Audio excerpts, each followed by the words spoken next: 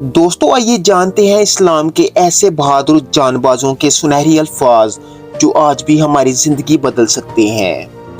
لاکھ اختلاف کے باوجود کبھی بھی اپنے گھر کے شیر کو مت مارو ورنہ ارد گرد کے کتے تمہیں نوچ ڈالیں گے۔ The great Saddam Hussein. غلامی انسان کو چھوٹا کر دیتی ہے اور چھوٹے انسان کی سوچ کبھی بڑی نہیں ہو سکتی۔ طارق بن زیاد۔ اپنا حق حاصل کرنے کے لیے جرأت مند نہیں بلکہ غیرت مند ہونا ضروری ہے۔ فاتح اعظم صلاح الدین ایوبی۔ جنگیں ہمیشہ گولیوں، تلواروں یا ہتھیاروں سے نہیں بلکہ حوصلوں سے لڑی جاتی ہیں۔ محمد بن قاسم۔